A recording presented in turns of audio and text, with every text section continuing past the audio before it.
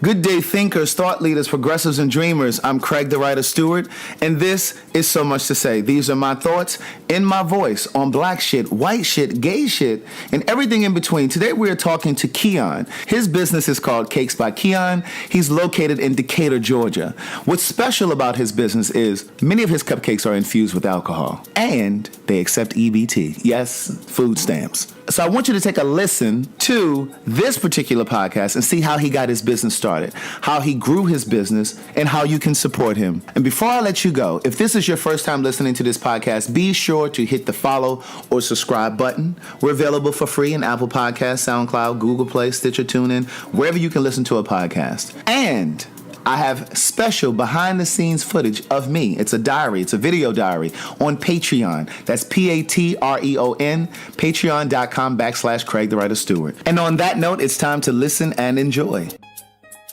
This is very personal work for me. Politics. I believe I was called to tell my story, use my voice, be a voice for the community, to speak to and for a community of people that's been ignored, denied, overlooked. Religion. This is my life's work. Religion. I want to use words to uplift, heal, inspire, encourage. Do something different. Every Monday at 10. Today, I have Cakes by Keon. Yes. This is Keon, and you started your business, Cakes by Keon, how long ago?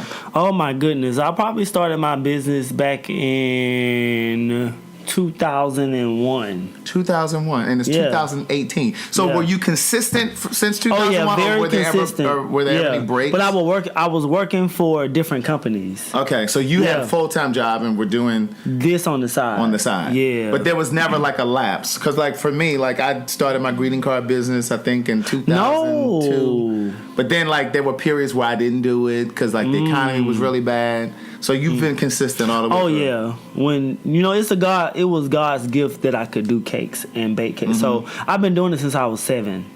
You've been baking cakes and yes, really? Baking and cooking since 7. So did you know you were a part of the community then when you were baking cakes and cookies at 6 and 7? This is why I didn't want you to tag me. Oh, that's why. Oh, so the people on Cakes by Keon doesn't know you a part of the community. They don't know you a part of the community. But I'm sure they're gonna find out tonight. Let me tell you something. When you started advertising on the Queen's Supreme Court, they should have known that you were part of the I got community. a call tonight about that. Oh, that's who I was on the phone with. Because everybody's watching that. Everybody's watching. Okay, yeah, you can't be in the closet and think you gonna have a business and come and promote on the Queen's Supreme Court and then come over here. Anyway, speechless. Let's get to this part of the conversation though, because you are the only. Correct me if I misspeak. Okay. Bakery or cake designer that accepts EBT. Now you know I love a good EBT. Right.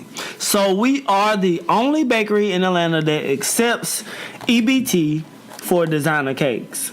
So you probably have a lot of ghetto birthday parties for children and stuff for people like. Well, I don't really see people as ghetto anymore. Ooh, because I used to work at Walmart. Well, I don't mean ghetto like. I know what you mean. Trust me. Oh, okay. They turn up. When I say they moist, look at how moist that is. And see, I'm not even big on cupcakes. You said you don't even like cake. I said I'm not even big on deodorant. I'm not even really big on. I don't know where that came from. I just came from yoga and I don't stink, do I? Do I? You don't. Oh, okay.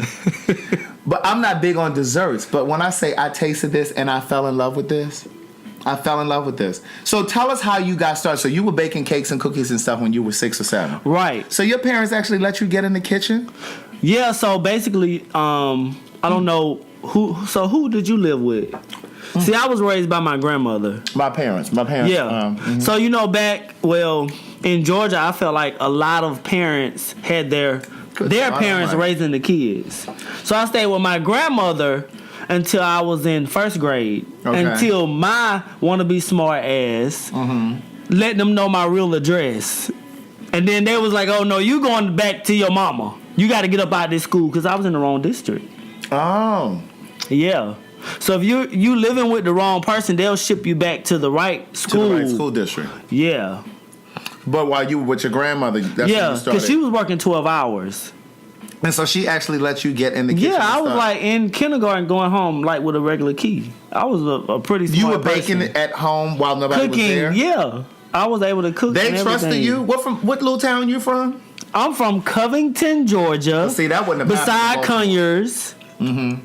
Yeah, we used to leave our doors open to everything. Oh, yeah, that Yeah. definitely ain't happening in Baltimore. Okay, so tell me what this one is right here.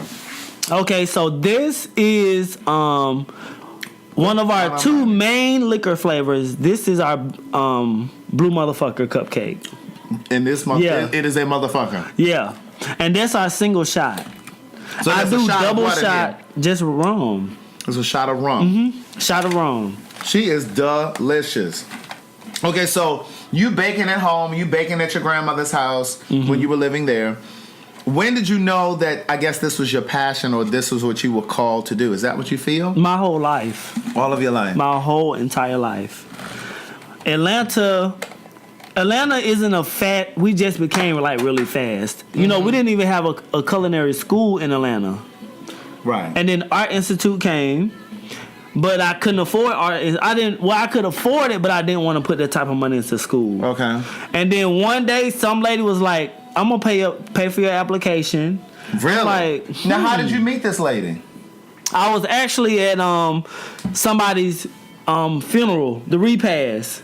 And they've had my food before, and she was like, "I'm like, but do they have culinary?" She was like, "Yeah, they got culinary, Atlanta Technical College, Yeah. right on Metropolitan." Yeah.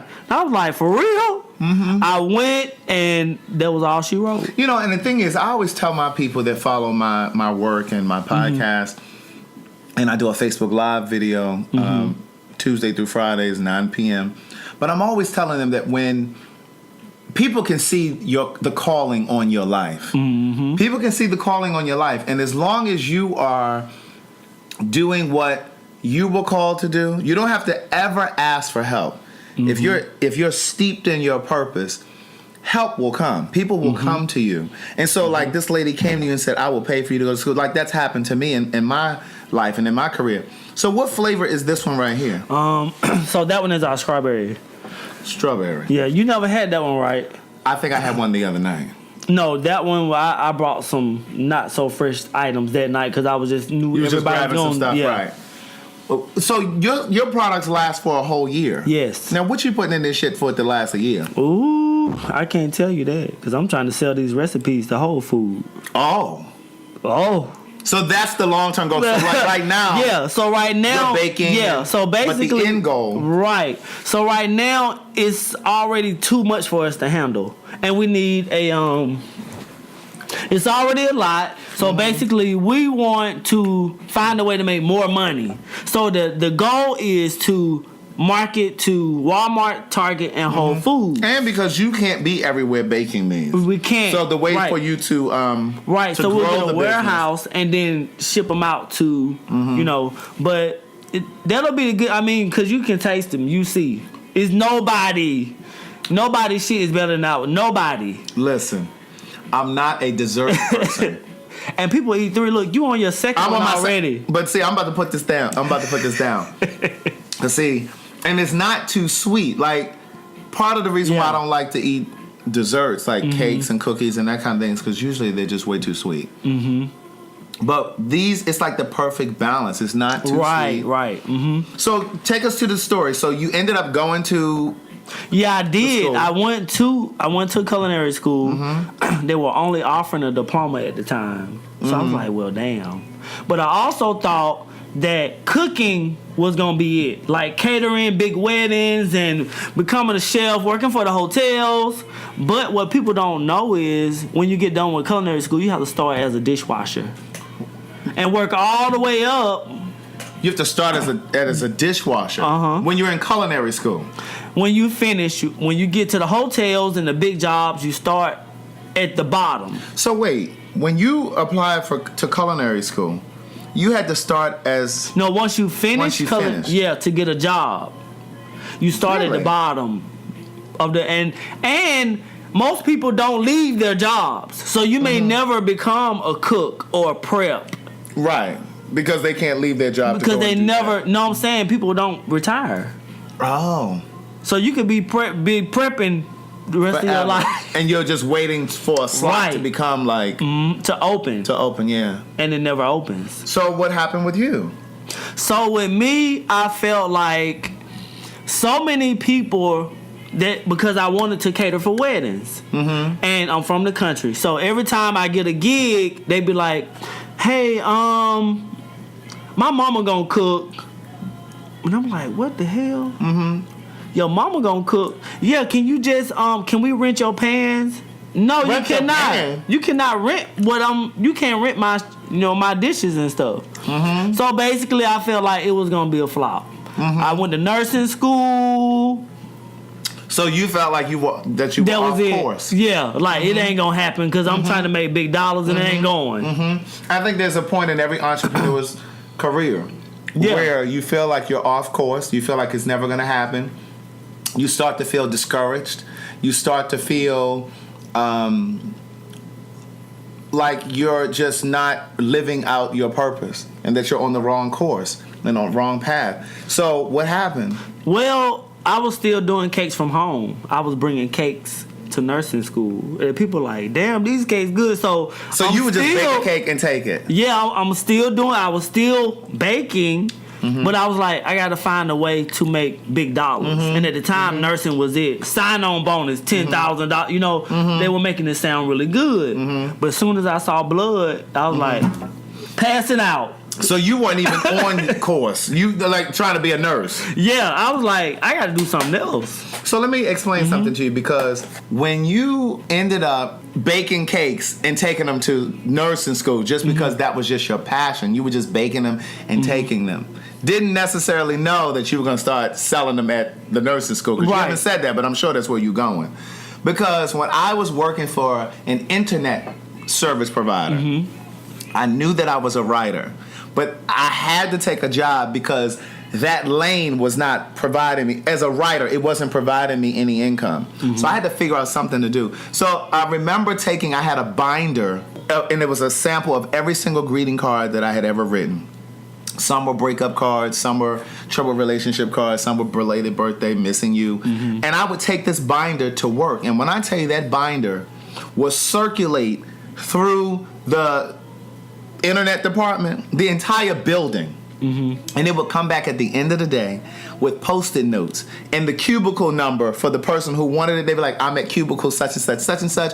I want like C2, C3, right? Breakup 2, breakup 4. Like I knew, which one. Right. So I started making all this residual income. And it was like I had no idea that that's what was going to happen. And so I say to people who are listening to this, you're never off course. You're never off course. And it's like as long as you're pursuing your passion and you're focused on what you're supposed to do. Because I just kept writing and I kept creating these greeting cards. Didn't know where they were going to go. Didn't know how people were going to find them. But I ended up selling all of these greeting cards at work. Like every single week, that binder would come back to me with like Post-it notes on it from people who were ordering. It got so bad that the supervisors in the department said, listen, you can't bring that here anymore because you're distracting. Like we worked in a call center and people were literally sitting there looking through the books instead of taking the calls. Right. So you started taking these cakes to nursing school. So you would just bake them and just take them, like was it for like people's just birthdays? Like sample, or? like letting people know, hey, I do this, do that. Yeah. And so how did you know how much to charge people for? So like people started ordering. Didn't. Right. See, that's the thing too. You have to figure out how to charge people for your business, but not rate people too. Yeah. Because like sometimes you want to overcharge people to really get your value, but you have to, until you can scale the business, like you have to really offer a competitive price. Yeah. So what were you charging when you first started doing? Oh, let me see. Example, I was probably doing like This motherfucking cupcake is not to be played with. The have you seen the one with the breast and the pregnant stomach? The have cake you seen that one? No, it's a cake that's out. just a lot cake, of people for a baby shower. Okay. I was charging maybe $85. And how much should they? But I started working for this bakery that was on County Road, taking EBT at the time. The bakery was Another bakery. This lady was charging $150 for the same damn cake. And you were charging. I said, "Oh hell no! I got to get my shit together." So she was charging almost double. Yeah. I was like, people actually paying this? Yeah. That's some good cake. Thank you. So go ahead. So then you went and redid your pricing. I did. And I knew I had something good when they started having these meetings. Who? And they would say, hey, anybody ever bake this, or anybody know how to do alcohol infused product? We trying to figure it out. Who started having these meetings? That bakery. I was only there 1 week. Okay. I worked 1 week with this lady, and they knew right offhand that I was really good. And then she was asking for this recipe, Right. on the slide, but I was like, Right. It's So time you for me worked to there for go. 1 week, and then what did you do? Because that was my dream job. It was supposed to be paying $20 an hour, but that didn't happen. And I was like, it taught me a lot. That job taught me when I opened up my own business to pay my employees. She wasn't paying the employees. She was making like almost close to $1 million a year. Really? Off of Where EBT. is she now? Where's off of the EBT side? I'll keep looking down on EBT if you want to. Go ahead. Okay. She made so much that the government started watching. Is she still in business? No. Oh. So let me Yeah. ask this. So you accept EBT for cakes, cupcakes, cakes, whatever. Now, how does that work? So say, for instance, that same cake you were just talking about, the pregnancy cake. Okay, so let's just say you charge, what $150 for that cake now? If I'm paying with EBT, how much are you running my EBT card for? $150. We don't upcharge. It's illegal to upcharge. So it's still $150. Yeah. And so, how do you get paid? You send in the vouchers Well, or see, something to the government? we can't put all that on. I motherfucking, I can't tell them all my business. Well, I'm just wondering, like, how do you? You know how many people hit me up? Like, well, how do you get paid? I mean, they're paying you. So the government sends you money. Only thing I'll say is we get dollar for dollar. If I Got charge it. $150, Now, how long does it take for them to give you your money? The government. I don't know. I run EBT cards every day, so who cares? Really? So I'm getting a drop every day. So you run the EBT card, and then the government sends you cash. Yes. Oh. So So wait, let me ask this. So like, usually in most states, like there are stipulations on what you can use your EBT card on. Like you can't use it there on are cooked food and stipulations stuff like that. So but there are ways to get around it. Got it. And I watched different people. I watched I would say foreigners. I watched them. our Asian sisters and brothers. Yes, I watched them, and I would go ask them, and they wouldn't know. What? I don't know what you mean. You think they just What are tell you talking about? They don't know what I'm talking about. Because listen, I lived in California and I had EBT when I lived in California. And when I tell you out there, you can buy hot food. Some states you can't. You know when New Orleans had that big hurricane, they could buy hot food. And I think it's that way in California because the economy is so, it's just different. You know what I mean? It's more expensive to live there. And it's so, EBT is so hot that when they had Hurricane Katrina, you ever seen those seafood packs at Walmart where you can like batter your fish food, with? Yes. They made over $1 million. Their store was the size of mine. They made over $1 million. They opened up a big factory off that money and started doing their seasonings, their fishes, everything. Now they're like a multi-million-dollar business. You talking about it's a black family? I'm not really Okay, because there was a black name of family it. on the on Shark Tank that I was telling my people about too. They have a fish fry. So let me ask you this. So once would you say that you get more EBT business? Of course. Or you get more EBT business than you do? I ain't gonna lie, we rarely see cash. It's crazy. I'm trying to pay. I'm like, what's up with the cash? They're like, oh, we didn't make no cash today. It was all cards. Yeah. I know in April I had one wedding client paid about $3,000 for her wedding cake, EBT. So wait, you ran the car for $3,000? I mean, of course she came in during the month. It's several times with different several payments. months. Took her to pay. But it's nothing illegal. No. Because I get it. what people fail to realize, they'll look at me and get mad at my strategy. Right. But Publix does the same thing. Absolutely. No, I'm just fascinated because what I always try to tell people There's always a way to make money. It's always a way. It's always a way to make money. That's why I talked to you the other night. When you in front of somebody, right. they're gonna be your friend. That is true. That is true because I mean there are people that. But I know what you mean by you don't want to. We just start that. But you know, baby. the thing is, it's like I say all of the time, like there is a way to always make money. But what happens is when you find yourself in a fix, when you find yourself in a bind, you start to panic.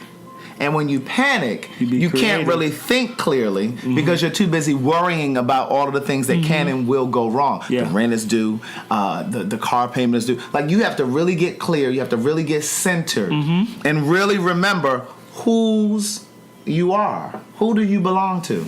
And you have to remember that you weren't put on this earth to struggle.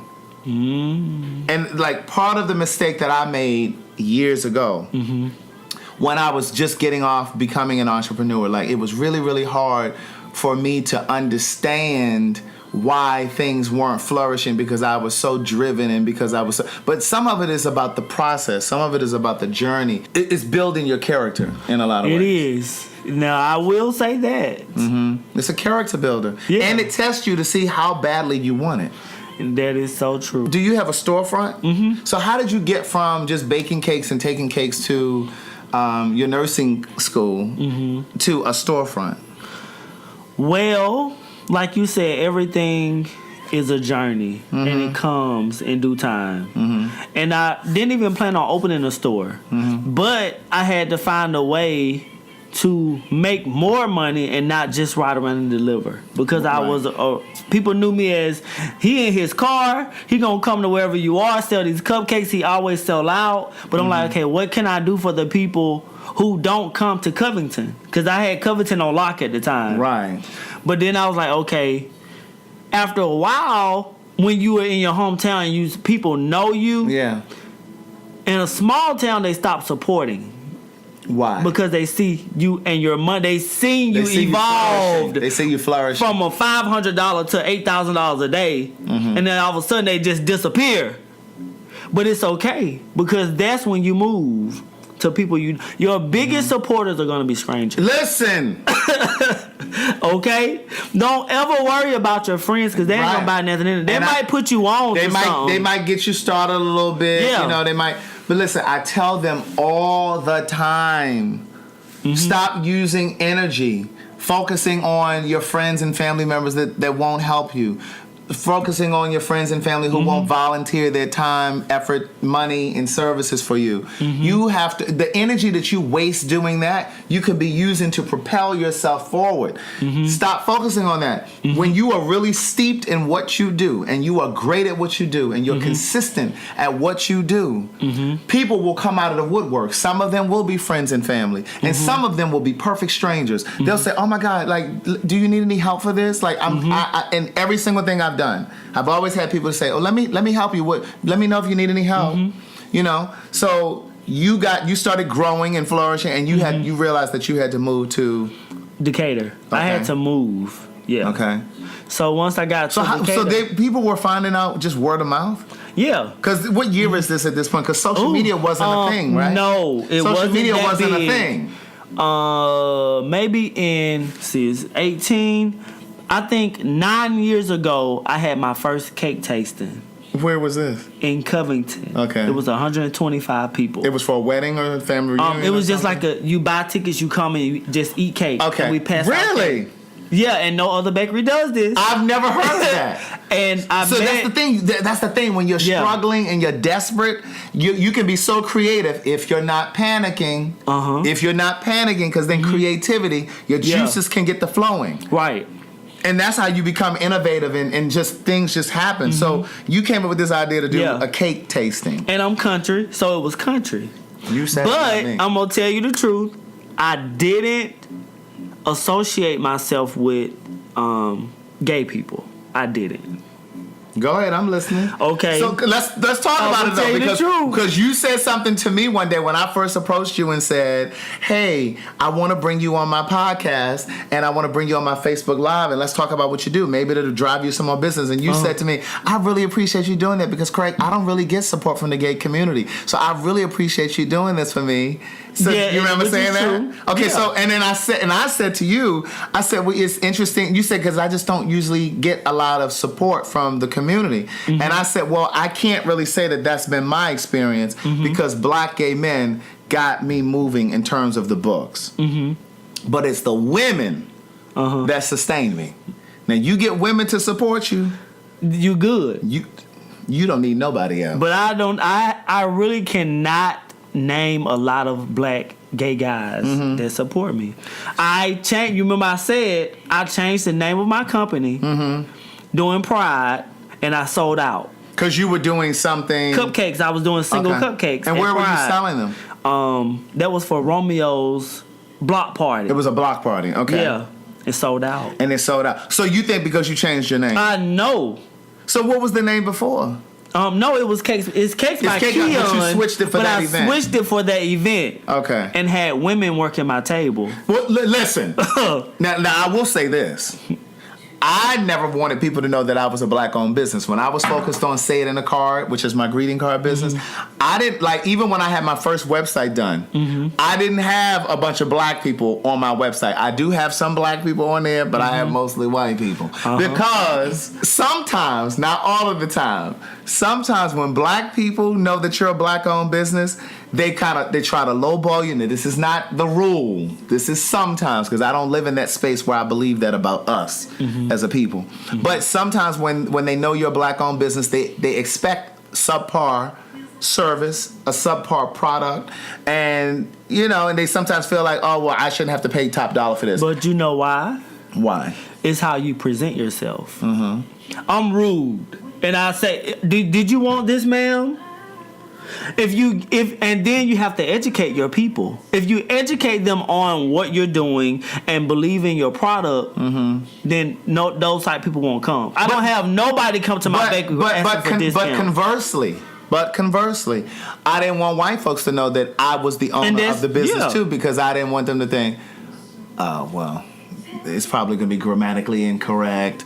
There'll probably be typos in the greeting cards and stuff like that. So you know what I mean? So I just didn't want people to know that I was the face of the business. Right. And that makes sense. Right. So you distanced yourself initially from the community. I did. From the children. So that day, a girl from my hometown brought this gay guy. For the block party thing. No, for my the cake cake tasting. Okay. And she said my friend wanted to talk to you, about that. Like he really like what you got going on, and he want to combine with you.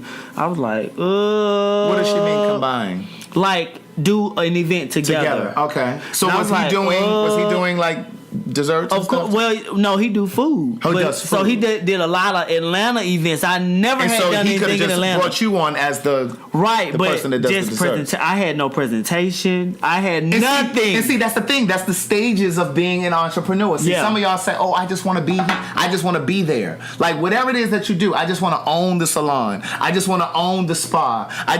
But you gotta go. That's the process that I keep talking about. You have to go through the stages. Your cupcakes didn't look like this before. You probably just did a regular basic cupcake and took a butter knife and slathered some stuff on. Now you got cute little swirls on it. You got little drizzles on it. But that's a part of the levels, and that's the part of your growth. The process. There's so many things that you learn, and that's just on the forefront of it. Right. I'm sure there were things that you learned on the backside of it too, in terms of like how to balance your money and how to take a piece for yourself as an income and put the majority of the money back into the business so you can buy supplies and whatever else you need to do. But those are things that you don't learn until you go through the process. But go ahead. So I said, okay, I'll talk to him. We went from, I think, 100 people, because only 100 people could fit in the room that I rented. Okay. The next year, we had 400 guests for the same cake tasting, and he had food. We had like a little small, like people playing instruments. It was really nice, nice. But it didn't sit well with me because I already knew money well, and he's a really nice guy, but he thought everybody was his friend. I was like, okay, I got to revamp. I enjoyed it. Third year, we had about 700 people. My own event back again, 7. 4 years after that, each year we had over 1,000 people for free dessert, just eating. So he hosts all my events. So sometimes you do need that one person to get you out the box. I was country.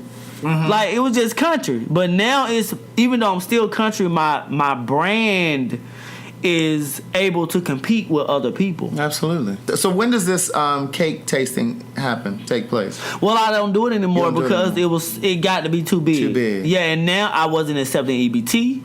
I didn't have a storefront. But now that I got all this stuff going. So when was the last time you did the cake tasting to the point that you did the storefront?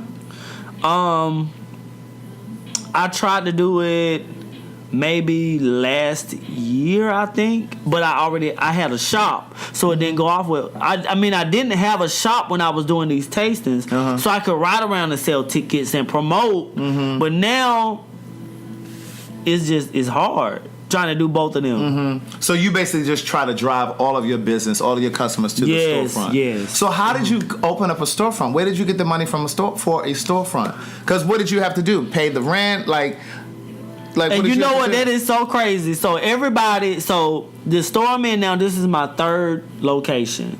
You have 3 locations. No, this is my the third location. one. Okay.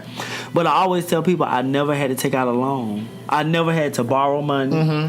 So how did you get the first location? I had the money. I really had saved up money. Where was it? I learned. Okay, so when you go from being broke to maybe seeing $1,000 in your account, you like, I don't want to go broke no more. I understand. Yeah. So I learned my technique was don't use your debit card.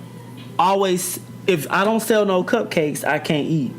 So every day I had to sell at least $30 worth so I could get gas to eat, all that, and I didn't use my debit card. So all of a sudden my bank went to like $15,000, $20,000. I'm like, this is crazy. So I had money. That first location, it did drain my account almost down to 0. How long did you have that location? I had that location for a year, but then again, I didn't know about property. Yeah. So a new person bought the location, the whole plaza, and that just put you out. Okay. Exactly. So you had a lease at this place before that person bought out. Right. And this is why I always say to black folks, when you're starting a business, all this stuff. When you're starting a business, it's very important to own the space if you can. Is. I'm going to give you a quick example. Out in California, in the Crenshaw district, there were a lot of black-owned businesses that have been there for years, but they didn't own the building. White folks came through and said, okay, we want this back. And so you got people that have owned businesses for 10, 15, 20 years that now have to move because they didn't own the space. So how did you know that it was going to be a good move to move into the business? Aside to the building, the brick and mortar, aside from the fact that somebody came in and bought the building, but what made you think that you could sustain that? What made you think that you would have enough customers coming there that you'd be able to pay that rent every month there? Well, because we were working from home. Okay. And that once you start having people coming to your house, helping you, it's time to do something different. Okay, so I'm going to put this out there. This is a tip. You have to have a storefront to accept EBT. Yeah. Okay, so got it. Then you got the whole thing. I got it. You got to have a storefront to accept. You can't be running no EBT in your house, okay? Right. So right now, I have a 3-year lease. I'm going to push everything I got for 3 years. When did you go into this space? And then I'm going back home. I just went into the new space about 3 or 4 months ago. And you have a 3-year lease. 3-year lease. Okay, so you have a 3-year lease because business leases are different from a residential lease. They're gonna get multiple years out of you. They're gonna get multiple years, but you have to make sure the location is ideal. Yeah.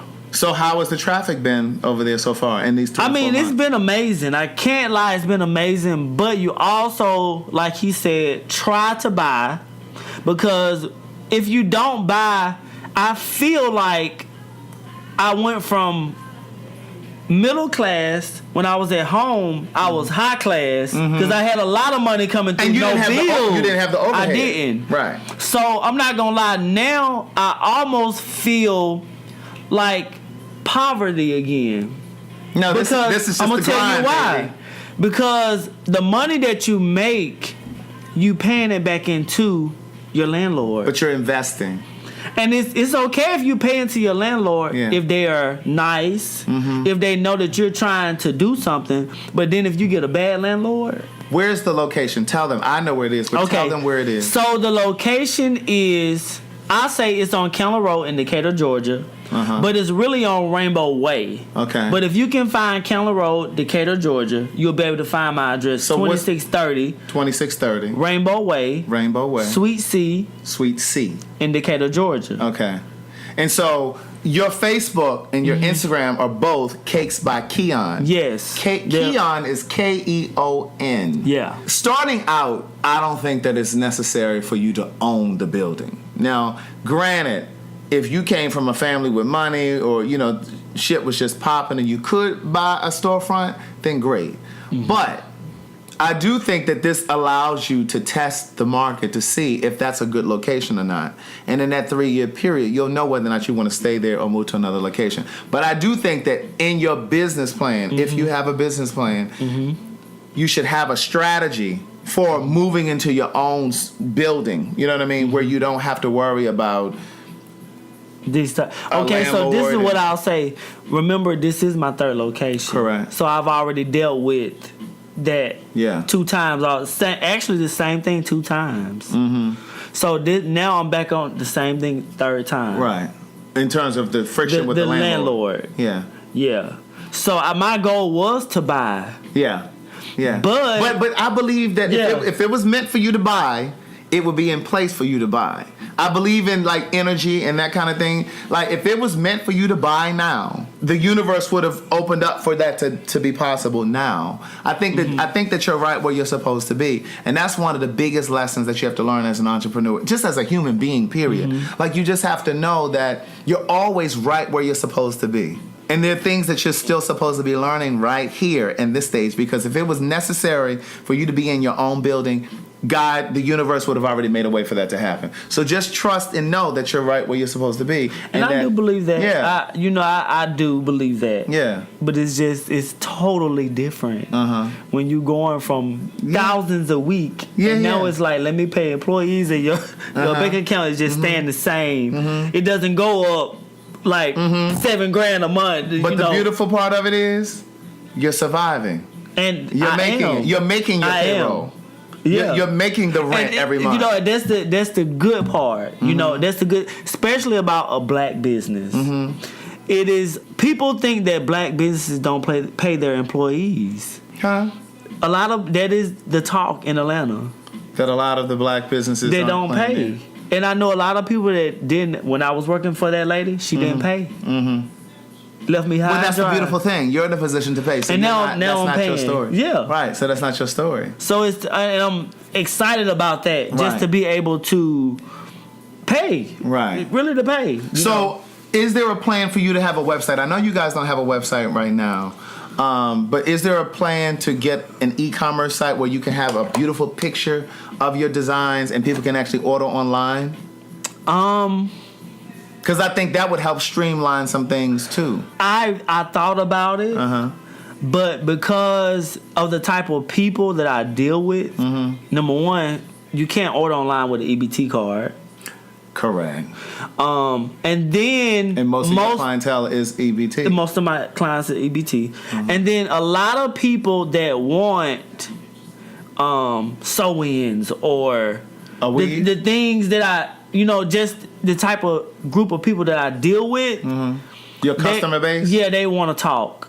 They don't want to go online. Okay, got it. And I do custom. I have a custom bakery. I don't have, you go in here, you pick a picture. Because even if you pick that picture, what flavor cake did you want? Right. What if you only want a half of the picture? Right. Like everything I do is custom. Right. So you would think to scale your business then would be to go into to sell the recipe or go into grocery stores? Like, how did you scale your business? That's gonna be cupcakes only. Okay. So I'm gonna do cupcakes only to like Walmart, Target, all of that. But because of this product is so good, I think now somebody told me, now I don't believe it, but she said that she had a recipe. I never even had the recipe, saw the recipe or none of that. But when she got to get ready to push it out, another company bought her out just so they wouldn't have to compete with her. So is that something that you'd be interested in doing? Like if a company said, like Duncan Hines, just come and say, "Oh, we just gonna go ahead and buy this from you," would you sell it? Or I probably would. Really? Yeah. I mean, I still do cakes. I do. Would you sell it outright, or would you sell it and still want to maintain a seat on the board or some level of equity in the business? I mean, So when you it get comes to that residual point, we income? have to decide, what it is that you're actually buying. Because they might, like, say Whole Foods, they might buy the recipe, but that doesn't mean I can't sell it to some. Right. Still do business with Walmart. Right. So if it it's just not an depends on exclusive what deal. Yeah. Because the thing that's so interesting is, you familiar with Carol's daughter? The skincare hair, right? product stuff? Yeah. Well, it's a black woman that owns that business. Well, she owned, past tense, because she sold it. But Lisa Price is the owner of Carol's daughter, was the owner of Carol's daughter. And she started making stuff in the house. She started making products in the house, in pots and pans in her kitchen, and she was like you, had people showing up at her door. There's a podcast that I listen to called How I Built This. And it's dedicated exclusively to entrepreneurs and how they built their business. And hers is one of the ones that I love. What happened was she knew that she had to grow into a storefront when it just got to the point where she had customers coming to her house, and it was just becoming bigger than her.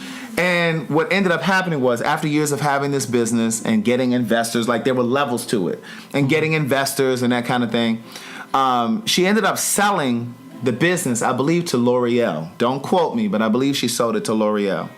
And because her customer base was mostly black women, because her products cater to black women's skin type, hair type, texture, and that kind of thing, a lot of black women were really upset with her because she sold it.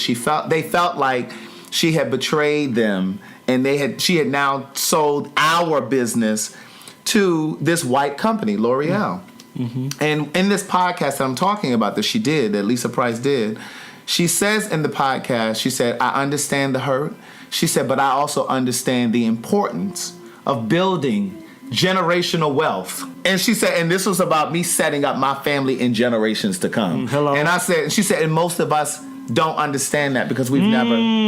It was powerful. It was powerful. So take that with you wherever you go. I already remember that. Deal with that. Yeah. Yeah, it's really sad. And I would say, like you just said, a lot of African Americans don't look for generational wealth. None of my family members work for me. We sell out every weekend. There are people in my family that I know need money, don't even have jobs, but refuse to come and sell cupcakes. Why? And when I say we sell out, if I have 2 delivery girls and the shop and we still selling out, ain't that crazy? But you don't want. So what you think they just don't want to help you excel? What do you think it is? Some people just don't have the drive. Some people don't have it. Some people don't want. I have friends that do not want. I have a girl that can out-sing anybody I know. And she told me, "Keon, I don't want to be famous. I don't want to be popular. I don't want that." Right. And I understand that, because the reality is, just because a person is great at a thing doesn't mean that that's what they were called to do. You know what I mean? Like, just because somebody is an amazing singer doesn't mean that they're supposed to go and get a record contract. Like, your voice there are other ways to use your voice. You know what I'm saying? But they don't want to do any of that. Well, that's a whole different conversation. That's a completely different conversation. You ship product now? Yes, I do. Okay. So we ship any flavor in a jar. Okay. Yeah. That's what I took home the other night. Yeah, and our jars are $13 for a regular flavor, $15 for liquor infused, plus shipping. Okay.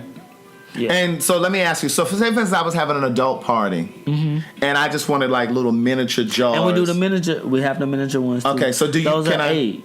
Okay, so like, what if I wanted to do like, if I was gonna have 50 people, do I do like or do I have to pay $8 per jar? Yeah, like unless you go to a certain, you know what I'm saying. Once you, so if I got 100 people, if you have coming, a bulk, if you're buying in bulk, of course we can work something out. Yeah, right. Okay, so you ship every place in the United States? Yes, we do. We ship to all 50 states. Okay.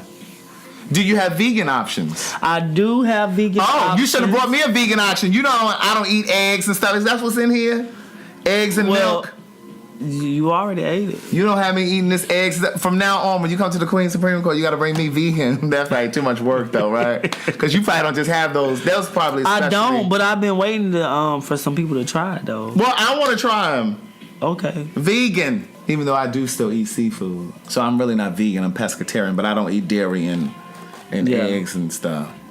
You know, you set me up in here tonight. Is there a phone number that people can contact you on? Yes, they can contact me at 770-771-2205. That's the shop number. Say it again for the people in the back and the people in the GED section. Oh, okay, so that is 770-771-2205. Okay. Okay. That's awesome. Like, I'm really proud of you. Like, I love to see young. How old are you? I'm young.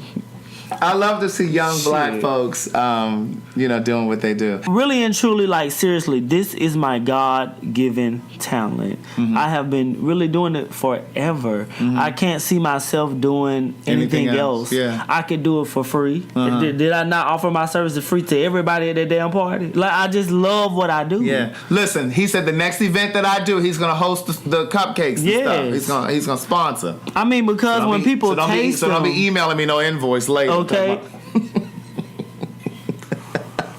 Don't be emailing me no invoice. Talk about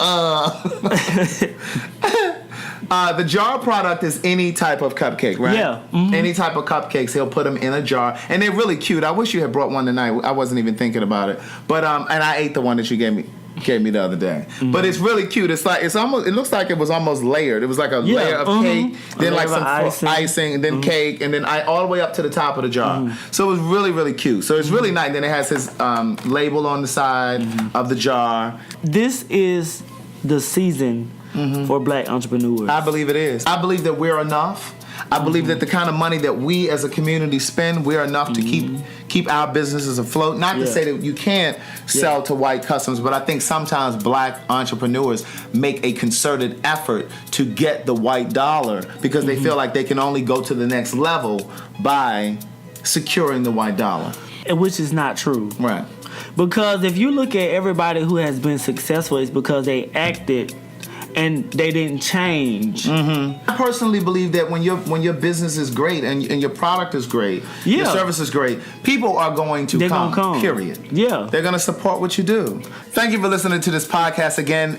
This is Cakes by Keon. That's his Instagram. That's his Facebook. We've given you guys the address. If you're in the Atlanta area, definitely stop in and support them. But of course, you can call the storefront as well, and they will ship to you. Please subscribe to the podcast. We're available for free in Apple Podcasts, SoundCloud, Google Play, Stitcher, TuneIn, wherever you can listen to a podcast. Be safe. Keep loving yourself.